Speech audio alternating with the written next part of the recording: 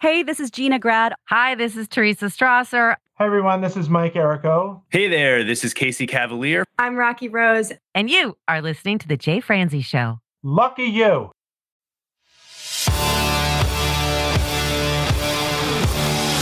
Welcome to The Jay Franze Show. A behind-the-curtain look at the entertainment industry with insights you can't pay for and stories you've never heard. Now, here's your host, Jay Franze.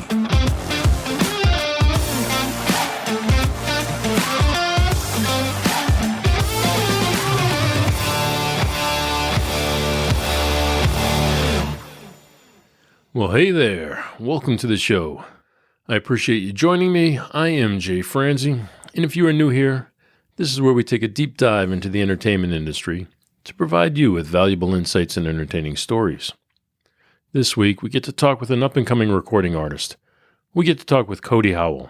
We'll talk to him about what it's like being an artist and going back to school at the same time, his new single, Any Way You Go, and we'll take a deep dive into his time working on Dolly Parton's new album. Now, Cody is an amazing talent with a unique sound, and his journey has been absolutely amazing. So, if you would like to join in, comment, or fire off any questions, please head over to jayfranze.com. Now let's get started. Cody, sir, how are you? I'm doing good. How are you doing? I am fantastic. I can't thank you enough for coming on. Why don't we just go ahead and jump right in? Can you tell me how the journey started for you? What was your inspiration to get started and move to Nashville? So I'm from Kansas. Started in my dad's church. He's a preacher there, Calvary Baptist Church. Kind of got into doing music, playing the guitar like he did, and got an associate's degree in audio engineering. Nice. Then I went to the Navy for a little bit, about 7.5 years. Went to the Navy, then got out using my GI Bill in Nashville. So that's what got me over here. So we got into Belmont University for a music business. Well, that's too funny. You mentioned Belmont. So, let's start with the education piece. First, you said you had an associate's, and then you mentioned Belmont. So where was the associate's from? Lebec Community College in my hometown in Parsons, Kansas. Okay, that's pretty cool that they had an engineering program in Kansas.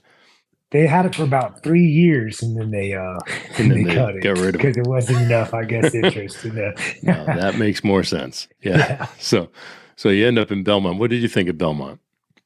It's pretty sweet. Like whenever I was kind of coming in and everything, I was like, I didn't know what to kind of think because it's all I'd gone to was a little community college. But it's awesome, and they have a whole like veteran center there too. So that's pretty cool. Like they take care of the veterans that are there and stuff. And then it's a little funny kind of going to college when you're 31 because you got 18, 19, 20-year-olds. But right. I still have a fun time, Belmont's a beautiful campus too. It's very impressive. Yeah. Yeah, I get to teach a class over there once or twice. It was a fun place to be, but I can imagine being a student at that place would be pretty amazing. Yeah. So did you meet any other people there that you ended up collaborating with? So far, it's been more kind of hanging out with the other military guys. A lot of them are getting into the music business as well. So we'll see. Probably down the road, definitely I'll probably end up collaborating with them. That's going to be another way of looking at it too. You being an artist, and you've been an artist for a while now, and you're back in school and you're learning the business side of it. Do you find any challenges doing that? Oh yeah, man. It's like trying to find time, man. This is kind of a decision I made that I don't know if it was a good one or not. So we'll see, But it's going ahead and releasing this album while I'm doing my last semester. But it's got my time as like, yeah, it's everything from doing interviews, playing shows, making sure we got content to keep pushing out, all that, and then going to squeezing in classes, and then trying to make sure you get enough homework done so you're not failing. But so it's gotten pretty hectic once it started up a little bit. But it's I just got to barrel through it, I guess. So, how are you working your shows around your schedule? I kind of scheduled my classes for all like Tuesday and Thursday. Friday, I'll still be able to do homework or go grab the content in the morning on Friday and then do a show that night or do a show Saturday. And Yeah. It's keeping you busy on top of, everything else. It's crazy. You mentioned being in the military. How has the military kind of shaped your songwriting? So while I was in the military, I wrote a few songs, not a lot of songs. Whenever I got out, I kind of didn't want to write about the military for a little bit. I wanted to get back into the civilian life. And Right. Recently, and kind of through Jason Johnson, he's a buddy of mine, owns Project Canine Hero, founder of Project Canine Hero. It's a nonprofit. He wanted this Juan Hadley song from his kind of hometown to bring some of the military style in it. And so I was like, all right, man, I'll work with you on this one, man. But so we brought a little bit of it back in, and I'm slowly turning my writing to bring the actual experiences, Well, that's got to be tough too. I mean, being in school, being on the road, doing all the PR and everything, and then writing songs and collaborating with other writers. I don't know if you have time to sleep anywhere, but it's pretty crazy. Yeah. There, this last week we were in Kansas for 2 days doing a couple interviews. Then it was come here for one day, do school all day. Right after I get out of school, Jason's picking me up because we're going to Michigan to record that lyric video, and then it's come back here. It's immediately do this, and then tomorrow's another school day. And then, Right. Yeah. But it's fun, man. Dude, it is fun. I can't say it's not, Well, you say, you're old for school, but let me tell you, you're lucky you're as young as you are because you wouldn't be able to do it at my age. I'd be crawling through it. But, I mean, Hell yeah. it is. It's insane. I went through school later in life as well, so I know what it's like. It's tough squeezing it in with everything you got going on, and you're a busy man. You got a lot going on. So you mentioned the Project Canine Hero. Can you tell us a little bit about that? Yeah, it's awesome. So, I met Jason up at the local in Nashville when I first moved here. And he has a foundation called Project Canine Hero for military working dogs as well as police working dogs. And not just police working dogs, first responder dogs and border patrol dogs that were like after they retire. Right now, the government doesn't have a program or anything to like take care of their food or their retirement or their medical bills afterwards. And so it's what Jason's foundation does, Project Canine Hero. It makes sure they either get back with the handler where they came from or a suitable handler. Because some of the dogs are, you can't, they're attack dogs and Right. you can't just, they got to be trained already. Can't throw them into a family. Yeah. Yeah. So what his foundation does is it provides food as well as medical expenses and moving and sorts of stuff like that for the remainder of the dog's life. It's kind of cool, but I support that. So it's my charity of choice right now. And the Any Way You Go song I wrote with him as well. But we've become really good friends, and he's a really good fella. Well, that's a good point. I wanted to talk about that song for a little bit. So you wrote it with him. Who brought it to the table? I was in a dream, man. I was dreaming. It was like we was coming out of Walmart in this dream, and it was like everybody's hopping into vehicles and saying to me like, well, wait, you going with them? They're like trying to make up their mind, decide who should I ride with this one? Should I ride with this person? Kind of that was the scenario where it came from. And I said, like, anywhere you go, dude, just hop in somewhere. It don't matter. We're all going to the same place. So that's where the idea started from. And I kind of woke up, and you know how you got those like 1 or 2 minutes before you forget the dream. Right. So Start writing it I down. I'd kind of already like in the dream, I think I became aware that it might be a good idea somehow. I jotted it down quick enough before I forgot it and kind of had the first verse and chorus there. Oh, I think it was like a week later I worked on a little bit. Then a few days later, I was down at Jason's and I was showing him the song we was working on it. So we started working on it a little bit, and then we didn't get it finished, but it was like a week or 2 weeks later, we ended up hanging out again on his Project Canine Hero compound. And then we finished writing it, and he was like, okay, man, all right, that's it, you know? So you go through that writing process. What was the next step after it was written? So I had already kind of had myself working with Kent Wells. Lena Page ended up introducing me to Kent Wells, I think about 6 months after I moved here. He produces for Dolly Parton, and Great producer. Yep. yeah, it was cool. He let me. He hit me up to sing a couple background songs on the Rockstar album. Yeah. Or is that Don't like go 4 or getting 5? ahead of us now. Hold on. Okay. One step at a time. So I was talking to Kent Wells anyhow already, and so I was still trying to figure out kind of what exactly I wanted to do, where I wanted to position stuff at. And Jason wanted to record that one, so I was like, okay, well, I got this one, and I was kind of setting up what songs I wanted to have on the EP. So that's kind of where I went right after, and then it kind of got confirmed that it would be one of the ones on the EP to record. That's pretty cool. Yeah. So when Kent agreed to work with you, what did that feel like for you? I was like, wait, okay, am I all right? Am I good enough? Or am I in over my head? Or am I, because, at that point, I don't have no ground to stand on, like, wait, where actually am I in this music world? Because I feel like every artist or whoever, they're like, oh, well, obviously my song is the best, but, you don't really know for sure. And if you're a good artist, I feel like you're constantly doubting yourself anyways. So some days you're like, yeah, this is good. Some days you're like, man, this is horrible. I got to write something better. That's how you make progress. Yeah. Well, yeah. You go through all the stages. Even the Any Way You Go song, I've gone through loving it, hating it.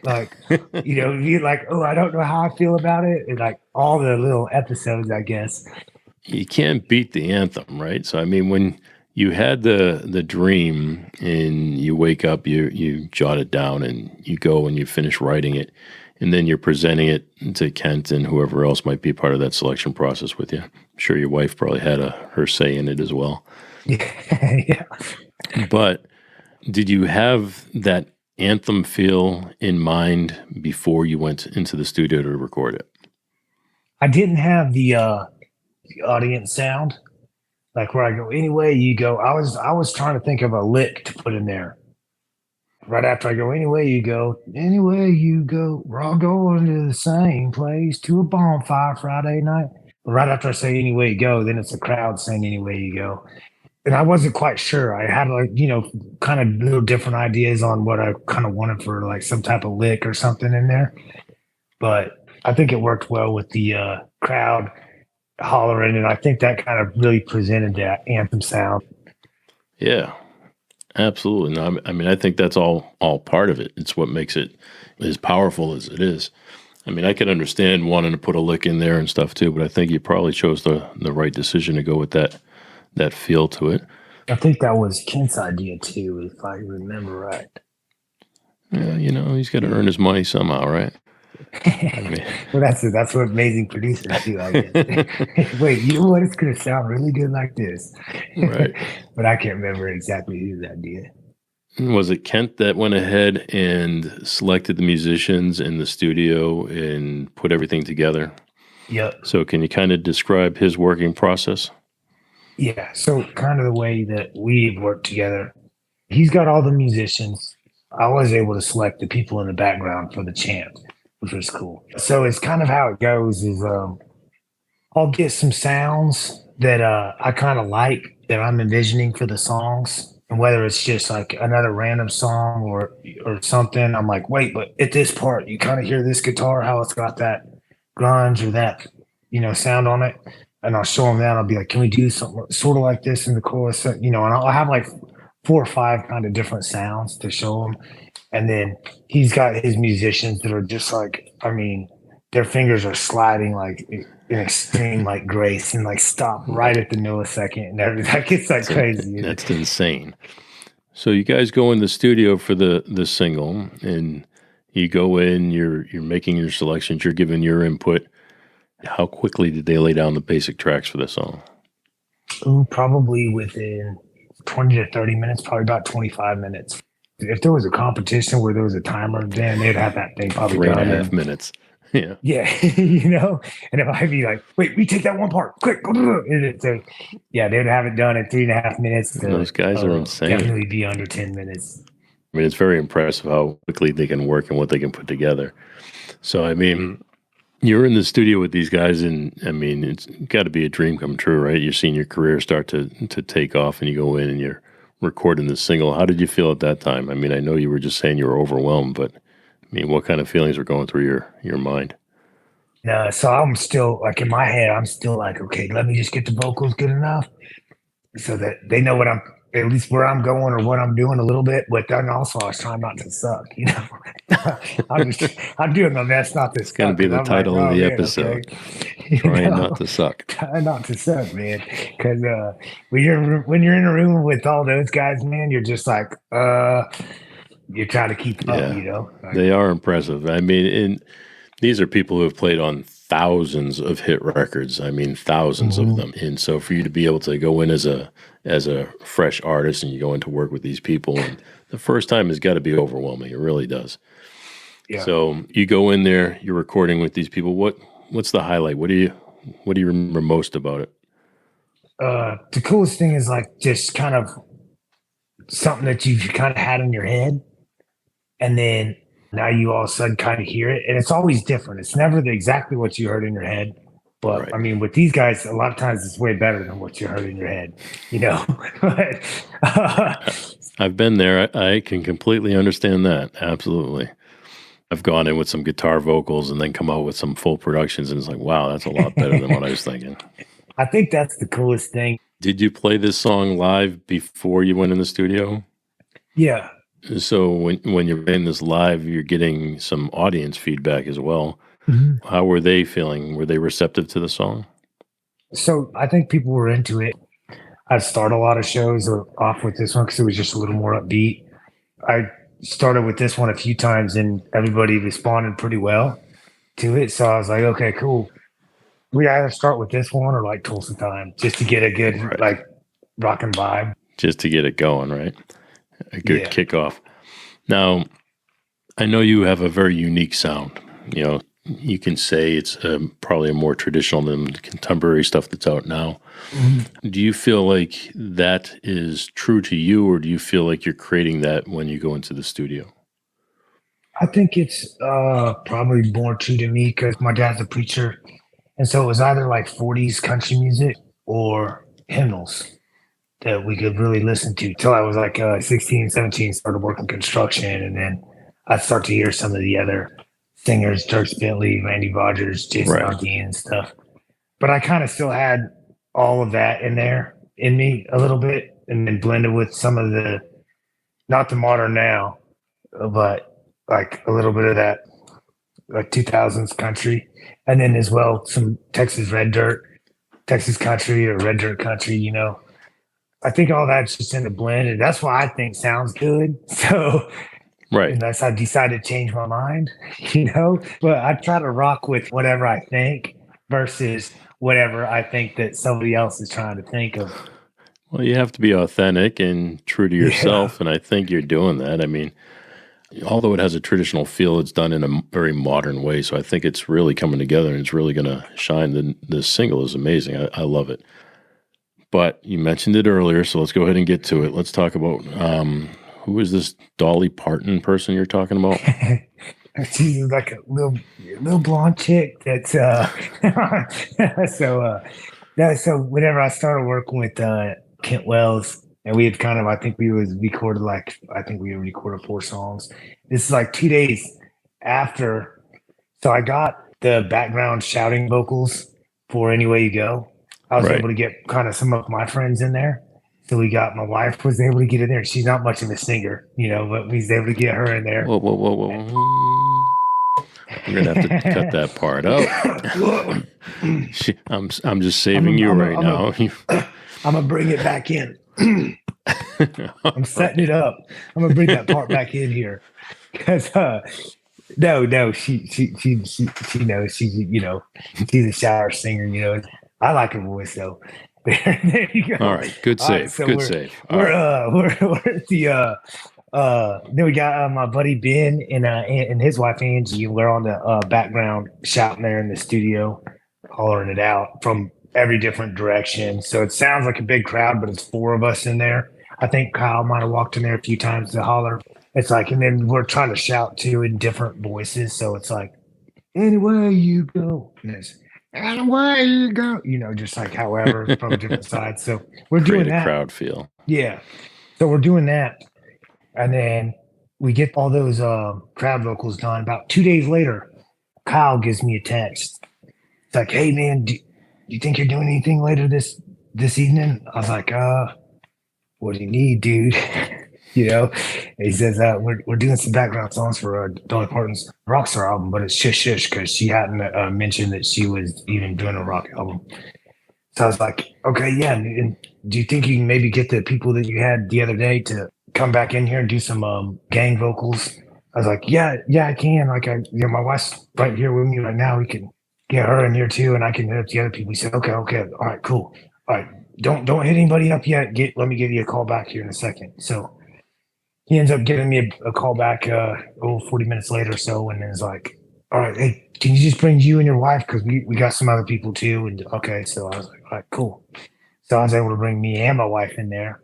So she got the background vocal credits too, Nice. which, you know, she's not a singer, you know. The shower singer gets credits on Dolly Shower Parton's singer. record. That's yeah, awesome. no joke. And but it's awesome. See, Dude. and you worked your whole life to get to that point. I'm just throwing that out there. yeah, and then she's just, you know, there. But I was like, it's really funny.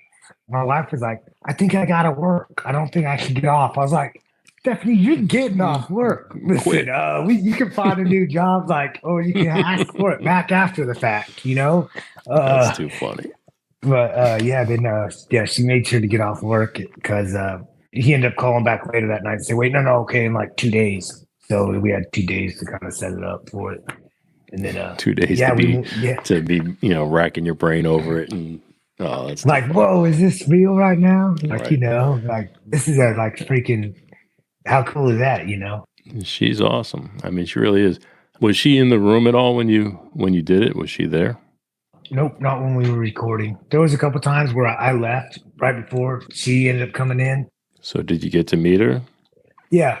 What was it? I think after she did the World's on Fire one on the ACMs, then we had there's a party, like a release party. She was there the whole night and we took photos and everything. Yeah, it was pretty cool. I got photos with her, my wife, Kent, and Dolly and everything. I may get to meet her a few more times. I don't know. Well, consider yourself lucky. I got to work on one of her projects once, but I never got to meet her. So you're a lucky man.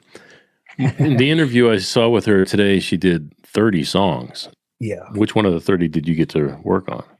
So we sang on the background of World on Fire, which was one of the ones she wrote that was on the ACMs. We Will Rock You. Mm-hmm. On the background of Purple Rain. Oh, no kidding. And there's two more. I can't remember them right now. You'd think I'd remember. My brain goes through too much stuff too fast and everything. My RAM memory, it's like keeps booting stuff out of my memory in order to load new stuff. Right. And I'm like, Something new's coming. Something has to leave. So it's going, you know. But it's documented somewhere. But you can kind of hear my voice come through on both the chants at the end of World on Fire. And then whenever it goes, We Will Rock You, you can kind of hear my voice. Because it's crowded, you know. But I think I got a distinct enough voice that it kind of somehow came to a little bit. You do have a very distinctive voice, so I think that's going to play in your favor. Definitely very unique to you, and I don't think there's anybody who can sound the way you do. That's cool. That's a good compliment, man. I appreciate that. Yeah. So you can just pay me after the fact. That'll be okay. We'll keep PayPal me that the sound money. bite for TikTok and everything afterwards. Yeah. There you go. So you're starting to see how this is working now. Great. Yeah. So I'm getting better at these podcast deals, all right? that's too funny. So Thanks. you get to meet her. You get to take pictures with her. I mean, tell me, what was that like? Was she a nice person? I mean, she seems so genuine. I mean, what was the experience like for you? I wish I would have just kind of videoed a little bit of it, Right. you know, because that would have been pretty cool. But I was too in the moment. I was living, man, you know, and that's a lot better a lot of times, you know. It's so much better. So much better. I've had a chance to work with quite a bit of people in Nashville, and I probably don't have any pictures to show for it. I mean, very few anyway, but Yeah. it's the experiences. I don't want to be the one taking pictures. I want to be the one talking and doing things. And, you know, so to me, that was always more fun to be like that.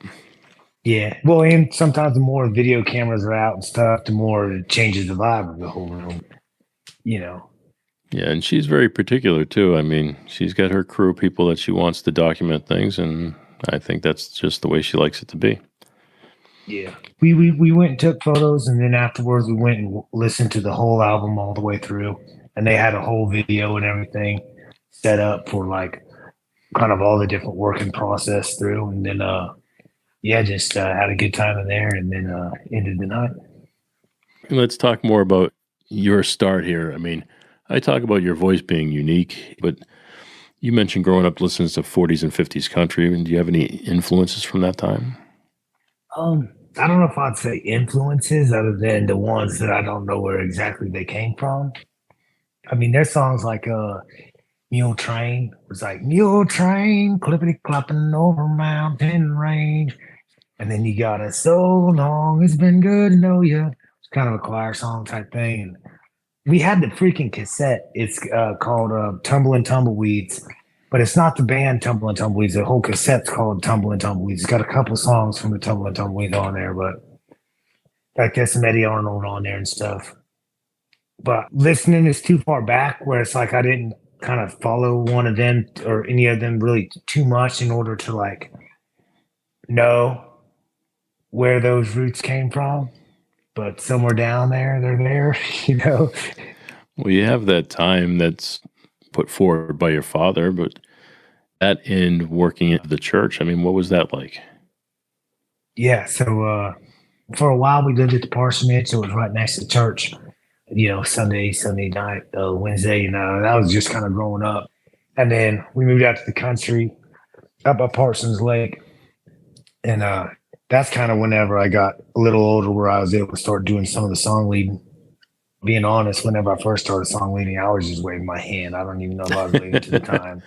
I was just doing this thing because like I could see what they was doing. And anyhow, and then I was like, okay, I guess I'm just keeping time here. So I kind of learned that after I started the song leading. But yeah, it was just, it was a lot of the same old hymnals because it was a fundamental Baptist church. So like, Amazing Grace. So did they recognize your talent at that time? I don't know. I don't know if I had a really good voice then. Some of my sisters would sing, and none of my brothers really ever sang, I don't think, too much. But Okay, some of my sisters... Hold on. Some of my sisters and none of my brothers. How many are we talking? I got 4 sisters and 4 brothers.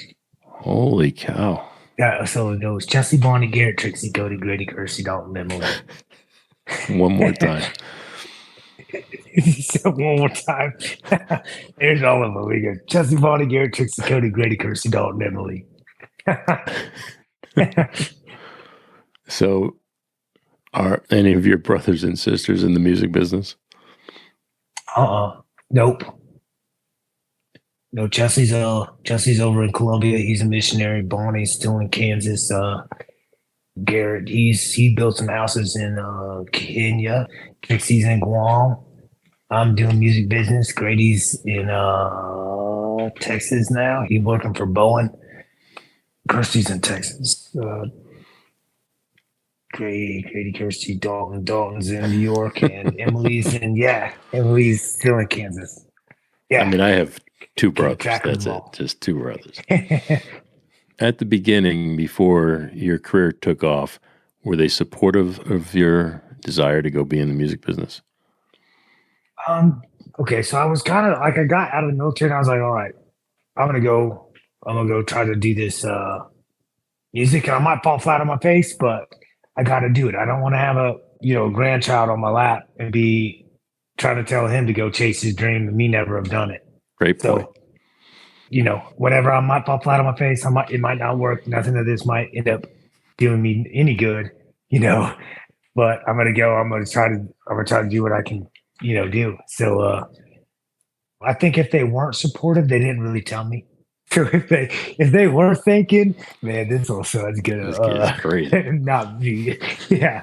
They didn't tell me though. So that was kind of cool, I guess. If one of them did think that, Did they want you to have any sort of backup?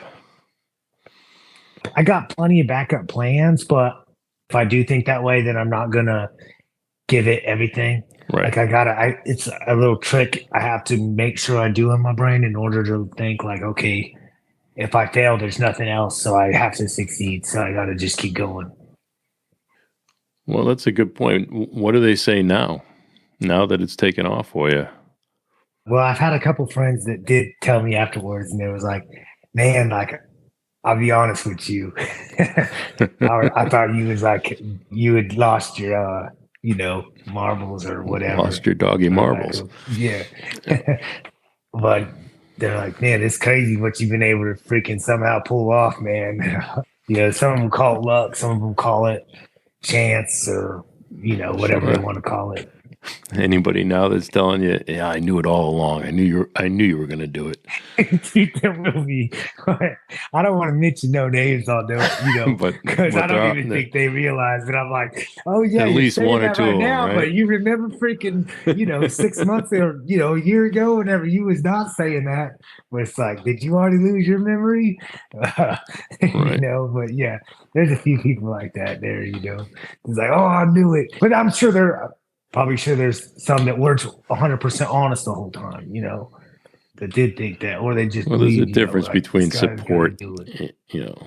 You can still be supportive. Yeah, and the ones that just say, "Oh, I knew you were gonna make it, man. I knew you were a star. If you ever need a drummer, man, my nephew." Right. That's so. Let's talk about some of your shows. Do you have any memorable moments from any shows or gigs or time on the road?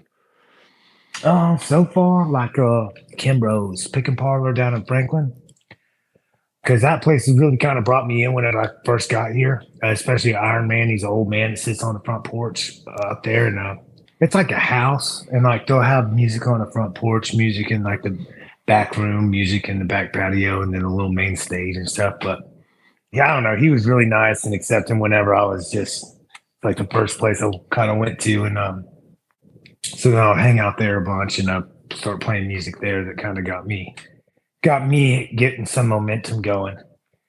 Oh yeah, no, I mean that's the type of thing I'm talking about. It's always good to know who is there for you, who's supportive and tries to help you out. Again, it's Nashville, and people don't always understand. I mean, if you haven't been in Nashville, it's one of those places you have to go visit and get off the strip to go see some of these places.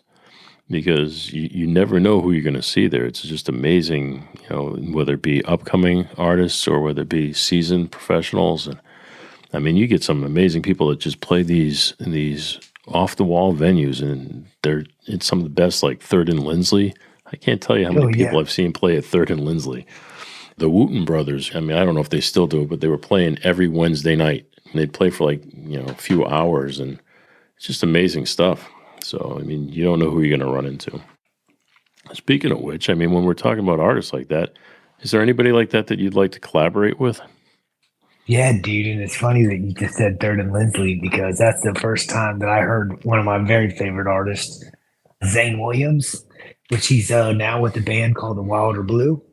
And they came to Third and Lindsley. That was the first time I got to see him play, because I hadn't been able to get up to Texas to hear him play. I was in the Navy on the San Diego, and then over to Virginia, and then Nashville. So I hadn't actually heard him play live. And Third and Lindsley was the first place I got to see him play. So that's perfect little loop right there. But and I had already kind of talked to Zane a couple times, like kind of being like, man, it'd be cool if I opened up for you one day. He's like, hey, maybe I might be opening up for you one day. I was like, all right, we'll see, But I remember him. I can't place it. I'm pulling a Cody right now. I can't place it. Yeah, exactly. It's like you already done, chunk some stuff out of that random. What is it? Is it on a computer? Is it called RAM? The random access? Yeah, where it's got to like random access memory. My random stuff is gone. Yeah. So I got to go back into the hard drive now. It's going to take a second to load. It might have to warm up too. It's probably on a backup drive somewhere. Yeah. So he's one of your favorite artists. So if you had a chance to work with him, yeah. Or let's ask this: do you think there's a chance that you could work with him? I think so. I think I'll probably have maybe like another year and a half. Well, it depends on how fast I work, but probably 2 years. I think I could be working with him in 2 years. Just to do one song, man, that would be cool. That would be like a dream come true for me. No joke. Well, he is a great artist. I like him a lot. It wouldn't mean much to probably no one else as much as it would mean to me. Like, that's the coolest part about music. Can I talk about that for a second? No. course you can. Go ahead. Yeah, it's like that's one of the biggest blessings so far that has been doing music is like coming across some people. It's a whole different experience whenever you play a song and then a person starts like crying right there. It's like, whew, you know, like I was just able to be that much of a blessing. I don't know. It's just a whole different emotional way of communicating and a way of feeling. And it's like, oh man, they got my song or they got what I was saying too. And then like, okay, you know, I don't know. But that thing is like, it's one of the things that I don't know if it can be beaten, you know, because that's just a super special moment. But it's like, that's the same thing why I got into music is those songs kind of got me that way. So, I mean, that's a pretty cool way of looking at things. I know that's got to touch you when that happens. Not many people get to experience that. It also reminded me, too, you're at Belmont. Do the students at Belmont that you go to class with and work with, do they know what's going on with you right now? Ooh, some do, some don't. There's one class I have with Alan Shacklock. And he's like, you need to tell them all what you got going on. It seems like it's going really good. I'm like, okay. I mean, I'm going to give you one for real, though. You think you're pretty cool, and then go into freaking college with some 20-year-olds. And then you're like, wait a second. You know, holy smokes. You know, you're in the same thing. What did it, 21 Jump Street? Wait, am I putting it on one shoulder or two shoulders? Are we double stuffing his backpack or we just doing it on one? You know, like, what's going on here now? Anyhow. They have some state-of-the-art studios at that school. Has anybody hit you up to try to get you to go in and let them record you? So far, I've been able to do one song. It was an old 40s or 30s song called Train Whistle Blues. So what's in your future? So there's this song. It's the first one we released, Any Way You Go.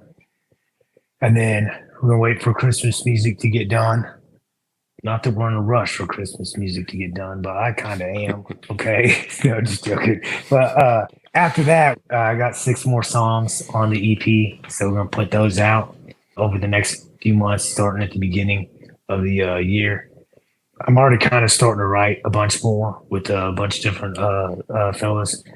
So we're working on the next either EP or album. Hopefully it's a full album, but, you know, just got to make sure it goes good. I'm going to definitely have Mushmouth on there for all y'all know that you know what Mushmouth is and know that song. It will be on the next album, I promise. I definitely want to start touring. Work that out with Zane. Yeah, exactly. Yeah, go touring with Zane on this summer, and then yeah. I mean, we laughed. That would be a really cool tour. I mean, the two of you are very unique. I would go to that show. Yeah, man. We could pull off a whole different style of country music coming in there now. There you go.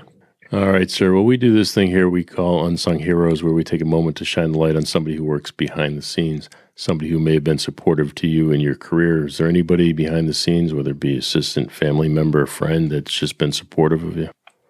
Ooh. Let's give it to Anna. Anna's been awesome. She's got core PR promoting my music and stuff, and she's on the grind. She's on fire right now. So, hey, thank you, Anna. She is awesome. Hell yeah. Now, I hope you enjoyed this conversation as much as I did. Cody is truly what country music is all about, and he's just an all-around great guy. So please join me in giving him a big thanks for taking the time to share his stories with us, and thank you for taking the time to hang with me here. I really do appreciate it. Please follow, share, and connect on all the socials. You can do that and find the links to everything mentioned over at jayfranze.com/episode 36. Thanks again for listening, and I'll catch you next week. Thanks for listening to The Jay Franze Show. Make sure you visit us at jayfranze.com. Follow, connect, and say hello.